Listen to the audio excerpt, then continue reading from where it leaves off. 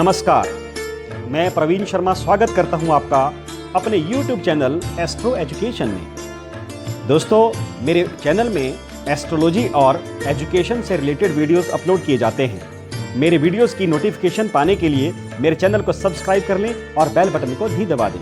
आज मैं एक नई सीरीज शुरू कर रहा हूं, लग्न कुंडली का अध्ययन कैसे किया जाता है। मैं आपको बहुत ही सरल तरीके से सिखाऊंगा कि लग्न कुंडली का, जन्म कुंडली का विश्लेषण, उसका अध्ययन किस प्रकार से किया जाता है। जन्म कुंडली का अध्ययन करने के लिए सबसे पहले जानना जरूरी है राशियों के बारे में कि हमारे ज्योतिष शास्त्र में कितनी राशियां हैं। 12 प्रकार की राशियां ज्योतिष शास्त्र में बताई गई हैं, जिसका क्रम आपकी स्क्रीन पे आ गया है।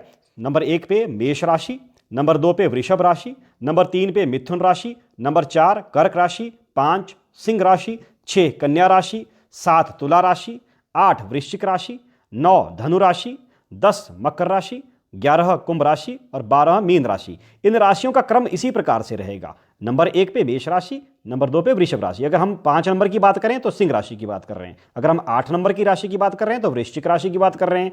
यदि हम 11 नंबर की राशि या 10 नंबर की राशि की बात कर रहे हैं, 10 नंबर की राशि पे बात कर रहे हैं, मकर राशि की बात कर रहे हैं। 11 नंबर पे कुंभ राशि की बात कर रहे हैं। तो दोस्तों, इन राशियों के स्वामियों के बारे में भी हमें पता होना चाहिए। मेष राशि के स्वामी हैं मंगलदेव, वृषभ राशि के शुक्रदेव, मिथुन राशि के बुधदेव, कर्क राशि के चंद्रदेव, सिंह राशि के सूर्यदेव, कन्या राशि के बुधदेव, तुला राशि के शुक्रदेव, वृश्चिक राशि के मंगलदेव, धनु राशि के बृहस्पति देव, इसी प्रकार से मकर राशि के शनिदेव, कुंभ राशि के शनिदेव और मीन राशि के बृहस्पति देव। अगर मैं आपको आसानी से इसको समराइज करूं तो मंगलदेव को 2 राशियां मिली हैं, 1 नंबर की राशि और 8 नंबर की राशि। मेष राशि और वृश्चिक राशि 1 नंबर और 8 नंबर की। शुक्रदेव को 2 राशियां मिली हैं, वृषभ राशि और तुला राशि। उसी प्रकार से बुधदेव को 2 राशियां हैं, मिथुन राशि और कन्या राशि। चंद्रदेव को कर्क राशि, सूर्यदेव को सिंह राशि। उसी प्रकार से बृहस्पति देव को धनु राशि और मीन राशि है और शनिदेव को मकर और कुंभ राशि है। इस प्रकार से आप इसका क्रम याद कर लें राशियों का, मेष, वृषभ, मिथुन, कर्क, सिंह, कन्या, तुल, वृश्चिक, धनु, मकर, कुंभ, मीन। और इन राशियों के जो क्रम संख्या है उसको याद कर लें और राशियों के स्वामी भी याद कर लें। आप देख सकते हैं कि सभी ग्रहों को 2-2 राशियां मिली हुई हैं, परंतु चंद्रदेव और सूर्यदेव को केवल एक ही राशि मिली है। चंद्रदेव को कर्क राशि मिली है और सूर्यदेव को सिंह राशि मिली है। अब हमारे ज्योतिष शास्त्र में 9 ग्रहों की बात कही जाती है। तो 9 ग्रह कौन कौन से हैं? सूर्य, चंद्र, मंगल, बुध, बृहस्पति, शुक्र, शनि, राहु और केतु।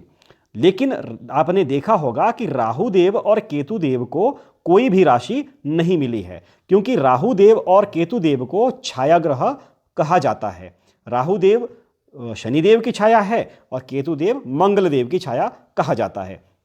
इसलिए इन दोनों ग्रहों को कोई भी राशि नहीं दी गई है। अब इसके बाद जब आपको राशियों का पता चल गया, राशियों के स्वामी का पता चल गया, राशियों की क्रम संख्या पता चली गई और इसके साथ ग्रहों के बारे में पता चल गया कि 9 ग्रह हमारे ज्योतिष शास्त्र में हैं, जिनमें से 7 को ही राशियां आवंटित की गई हैं। इसके पश्चात हम आगे बढ़ते हैं और चलते हैं लग्न कुंडली की तरफ। आपकी जन्म पत्रिका में इस प्रकार का एक चार्ट बना हुआ होगा जिसे लग्न कुंडली कहा जाता है। इसी प्रकार से अन्य कुंडलियां भी होंगी, जैसे चंद्र कुंडली है या षोडश वर्ग कुंडलियों में नवमांश है, सप्तमांश है, इस प्रकार की और भी कुंडलियां होंगी। लेकिन सबसे पहले हमें लग्न कुंडली के बारे में जानना आवश्यक है। और लग्न कुंडली में 12 भाव होते हैं या 12 घर होते हैं। यहाँ से प्रारंभ करते हैं, जहाँ पर पॉइंटर लगा है यहाँ से प्रारंभ करते हैं। इसको लगन भाव कहते हैं या पहला भाव कहते हैं। इसी प्रकार से दूसरा भाव, तीसरा भाव, चौथा घर, 5वां भाव, छठा भाव, 7वां भाव, 8वां भाव, 9वां भाव, 10वां भाव, 11वां भाव और 12वां भाव।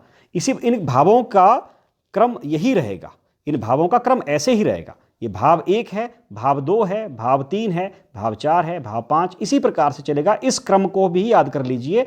इसके अंदर गिनती क्या लिखी गई है इसके बारे में अभी इसको छोड़ दीजिए, उसको मैं आगे समझाता हूँ। गिनती के बारे में अभी आपने नहीं जाना है।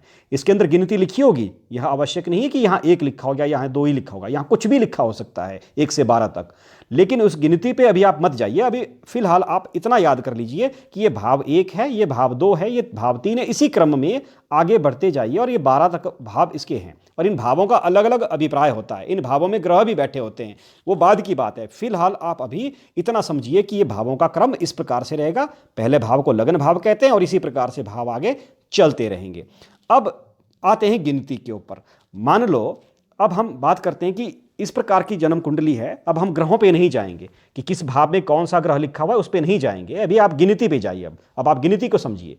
अगर पहले भाव में गिनती 1 लिखी गई है, इसका अर्थ हुआ कि यहां पर 1 नंबर की राशि है। जैसे मेष राशि, 1 नंबर की राशि मेष है और इसके स्वामी मंगलदेव हैं। तो इसका अर्थ यह हुआ कि लगन में 1 नंबर की राशि है और लग्नाधिपति हो गए मंगलदेव। मतलब 1 नंबर की राशि के स्वामी मंगलदेव, तो पहले भाव के स्वामी भी मंगलदेव।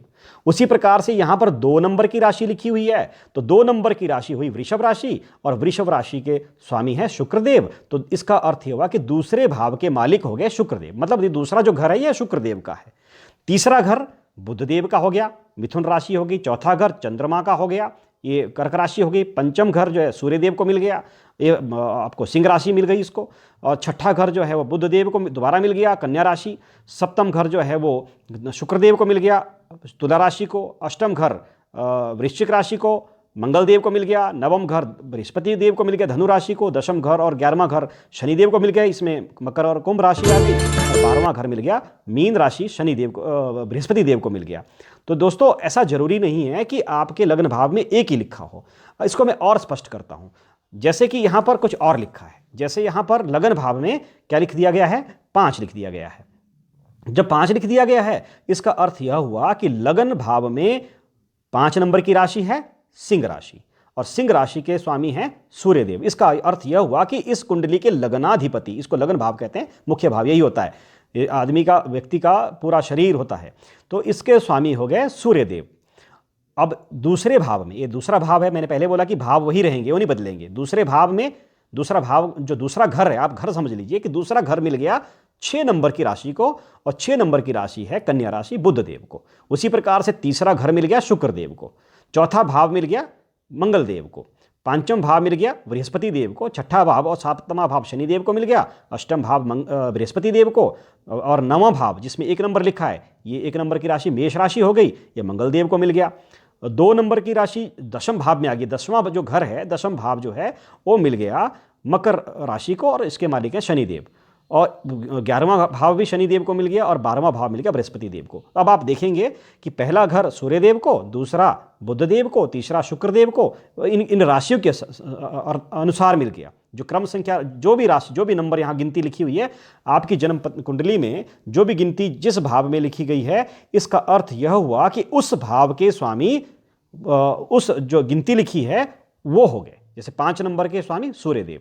तो इस प्रकार से आपको सभी भावों के स्वामियों के बारे में जानना है। अर्थात आपकी जन्म कुंडली में आप ये मान लीजिए कि 12 घर हैं और 12 घरों के लिए वो 12 घर अलग अलग ग्रहों को अलॉट किए गए हैं। क्रम संख्या 1 का घर किसी और को मिल गया, क्रम संख्या 2 का घर किसी और को मिल गया।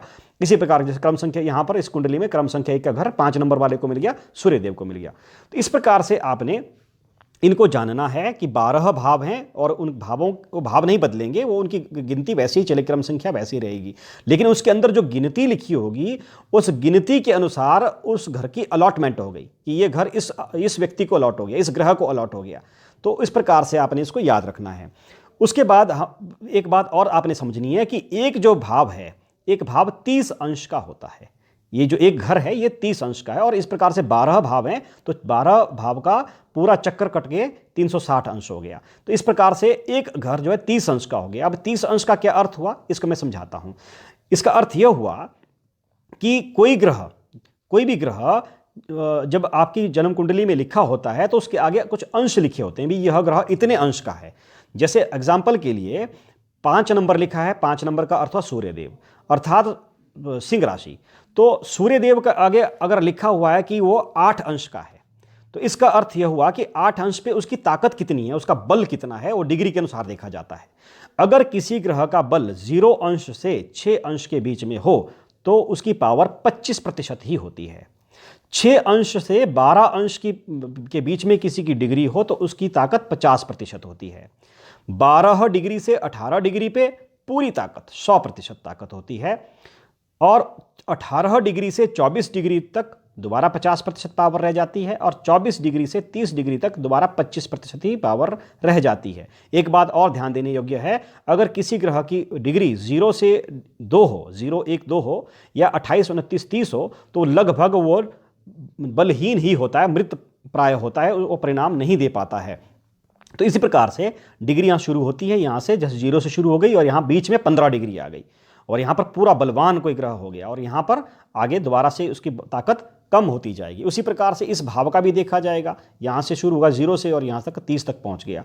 तो इस प्रकार से ग्रहों का बल भी आपको पता होना चाहिए। जो भी ग्रह, जैसे बृहस्पति ग्रह की बात हम करें, बृहस्पति ग्रह मान लो किसी कुंडली में 15 डिग्री पे है, तो बृहस्पति ग्रह को कौन कौन से घर मिले हैं? पंचम घर मिला है, पंचम भाव मिला है, और अष्टम भाव मिला है, 12वां भाव मिला है। इसका अर्थ यह हुआ कि पंचम भाव और अष्टम भाव की जब हम बात करेंगे, बृहस्पति देव की जब हम बात करेंगे, तो वह पूर्ण बल से अपना कार्य करेंगे, अपना प्रभाव छोड़ेंगे। हाँ, अब ग्रह अच्छा प्रभाव छोड़ेगा या बुरा प्रभाव छोड़ेगा, इसके बारे में हम आगे आपको बताएंगे कि कौन से ग्रह योग कारक और मारक कौन कौन से ग्रह होते हैं, किस कुंडली में कौन सा ग्रह योग कारक होता है, कौन सा मारक होता है, कैसे हम अपनी कुंडली का पता करें कि हमारी कुंडली में कौन कौन से ग्रह अच्छे या खराब फल देने वाले हैं। तो इस प्रकार से आप अगर इन बातों को सीख जाते हैं, इन 4-5 चीज़ों को अगर आप याद कर लेते हैं, एक तो राशियों के बारे में, दूसरा आप याद कर लेते हैं उनके स्वामी के बारे में, फिर आप ग्रह 9 ग्रहों के बारे में, जन्म कुंडली के भाव के बारे में, और भाव में जो राशियां लिखी हुई हैं उनके बारे में अगर आपको समझ आ जाए, और उनकी डिग्री की समझ आपको आ जाए कि कितनी डिग्री पे कितना प्रतिशत वो उसके पास बल होगा, कितनी ताकत से वो आपके ऊपर प्रभाव छोड़ेगा, तो उसके बाद जन्म कुंडली का अध्ययन करना बहुत ही सरल हो जाता है। ये सबसे पहला अध्याय था, सबसे पहला पार्ट था। इसमें यदि आपने इस बात को ध्यान से समझ लिया, इस बात को आपने सही ढंग से समझ लिया, इसको आप नोट कर सकते हैं अपनी कॉपी के ऊपर, या स्क्रीनशॉट ले सकते हैं आप इसका, तो आप इसको नोट कर लीजिए। अगले वीडियो में मैं बताऊंगा कि कैसे ग्रह योग कारक और मारक होते हैं, या ग्रहों का स्वभाव किस प्रकार का होता है। दोस्तों, इसी तरह से मैं आपको सिखाऊंगा कि जन्म कुंडली का अध्ययन कैसे किया जाता है। बहुत ही सरल तरीके से आपको इस सीरीज में मैं क्रमबद्ध तरीके से इसको जन्म कुंडली का अध्ययन करना सिखाऊंगा। आप मेरे साथ बने रहिए, मेरे चैनल को सब्सक्राइब कर लीजिए। वीडियो अगर अच्छा लगे तो इसको लाइक कर दीजिए, कमेंट कीजिए, शेयर कीजिए। राधे राधे।